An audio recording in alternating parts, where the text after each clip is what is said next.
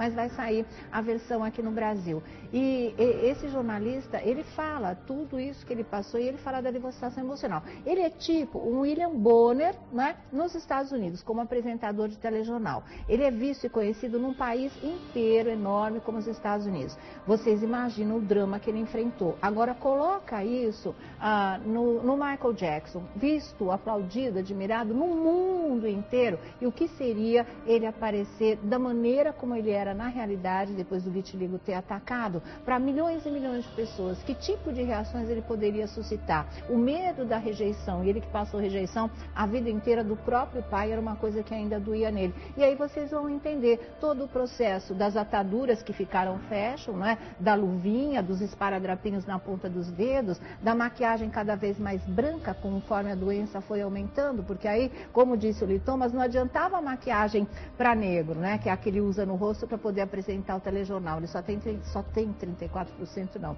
É muita coisa, mas o Michael já tinha mais de 50%. Então aí você tem que inverter, você tem que usar a maquiagem branca. Bom, mas não sou eu que vou ficar falando disso aqui. Quem vai conversar com a gente, nos dar todas as informações, é a doutora Isabel Passim, dermatologista e médica do CIP, que é o Centro Integrado de Prevenção do Envelhecimento. Boa tarde, viu, doutora? Prazer tê-la aqui com a gente. É Passim ou Pazinho?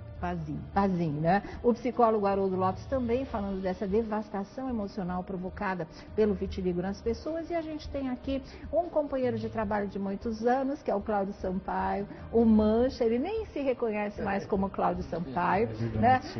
E ele está aqui com a gente, trabalhou aqui na nossa equipe do programa há muito tempo. Hoje está na Fundação Casper Libero, né, Mancha? Fundação, sim. Uhum. E ele aqui com a gente hoje, justamente porque a gente estava falando, né? O Haroldo que falou, né, Haroldo? Que se falasse que ele é o Lee Thomas, todo mundo ia acreditar, porque eles são muito parecidos fisicamente mesmo, viu? Conta pra gente, o Mancha, quando você soube, quando apareceu a primeira manchinha, que você soube que era vitiligo, que era uma doença que não tinha cura, ia mudar totalmente o seu visual, qual foi a sua reação? Sônia, eu acho que eu já me vi, quando você se conhece, eu já tinha o vitiligo. Ele começou muito cedo, Sônia, começou muito de cedo. Criança. Eu acho que eu tinha de 4 para 5 anos de idade. É muito lento, então, para você, né?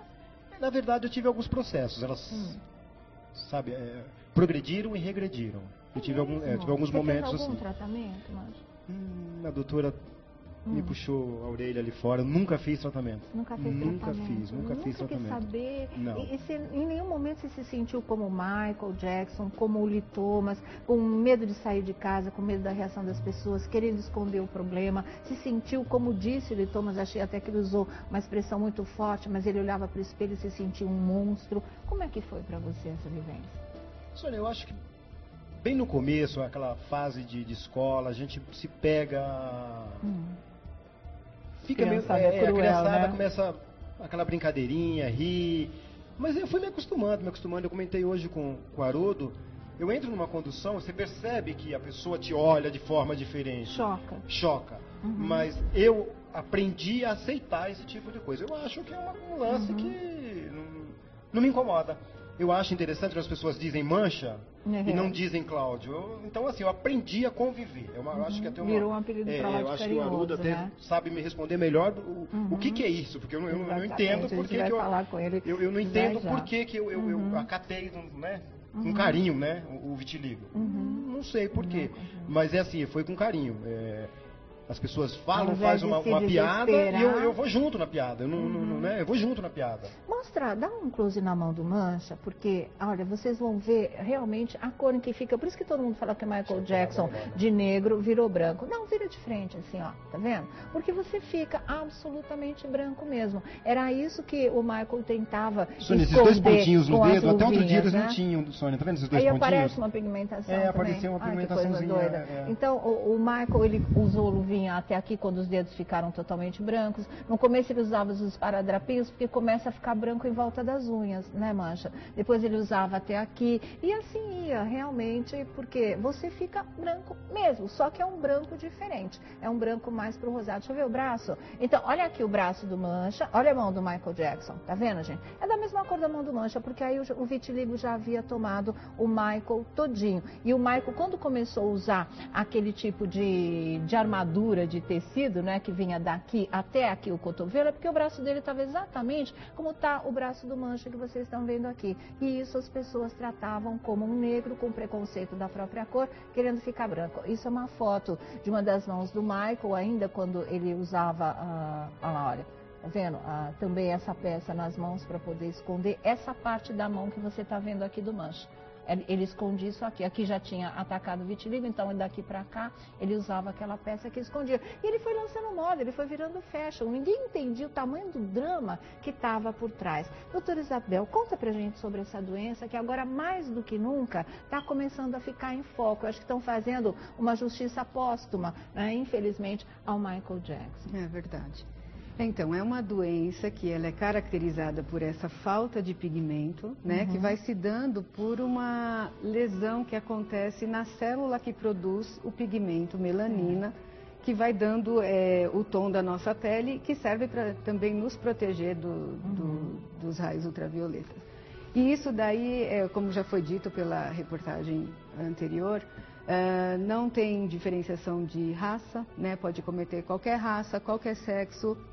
1% da população mundial é acometida. Então, isso significa que 1 em cada 100 pessoas pode ser atingida. É um índice, né, bem razoável. E isso, o desencadeamento dela é uma coisa ainda desconhecida. Há diversas teorias, né? Todas teorias ainda, nada é confirmado. E muitas delas sempre associado com algum fator desencadeante, que pode ser o fator emocional, que muitas vezes a gente vê mesmo acompanhando o quadro do paciente. A gente conversou bem pouquinho ali atrás, que não houve muito tempo, e no caso do Cláudio, por exemplo, tem um fator emocional bastante importante, presente desde a época do aparecimento, com várias fases, desde né? Criança. Desde criança. Então, ele é um caso que é comum, que se aplicaria mais à classificação que a gente chamaria de vulgar, que ele é um paciente que ele não parou de continuar com a progressão das manchas brancas. Entendi. E em muitos momentos elas regrediram também, algumas repigmentaram. Aí ele teve outros fatores emocionais, aumentaram. Cada fator emocional exatamente. aumentava. E isso é importante porque a gente precisa definir, é uma das coisas que é extremamente importante na definição do tipo de tratamento a ser usado. Então, um paciente que ainda está desenvolvendo lesões, que tem esses surtos, né, ele já não é indicado para tratamento cirúrgico, que é uma coisa que dá muito sucesso, mas num caso mais estável, onde não há progressão das manchas. Entendi. Né? Cirúrgico? Cirúrgico. Como assim? Na verdade, assim, é a gente tentar levar a célula normal para o lugar onde a célula não está normal. Mas isso seria é um tratamento muito novo, muito recente. É relativamente recente e relativamente simples também. É. Né? Então, assim, a célula parou de produzir o pigmento. E por que ela parou de produzir? Por algum mecanismo, aí vem as teorias. Porque ela passou a ser agredida pelas próprias células do corpo, isso pode ser uma das teorias. Autoimune, né? Pode ser por toxicidade da célula, ela parou de produzir o pigmento, e tem até uma das teorias neurais, quer dizer, nervos produzindo neurotóxicos que seriam tóxicos para o melanócito. Daí, em algumas apresentações, a gente perceber que é um comprometimento como se estivesse seguindo um trajeto de um nervo. Entendi. Tá? Então, isso é uma das teorias. Então, é tudo muito ainda teórico, mas assim, o que eu acho que deveria assim, ficar claro, a gente vai entrar na história do Michael também para poder deixar claro, é que o paciente ele tem que acreditar que tem como melhorar, sim, e muito em todos os casos. Cada caso é um caso, fica difícil aqui a gente generalizar qual o melhor.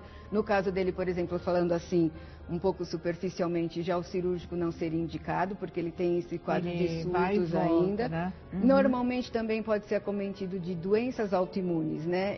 Por exemplo, as tireoidites, o lúpus eritematoso.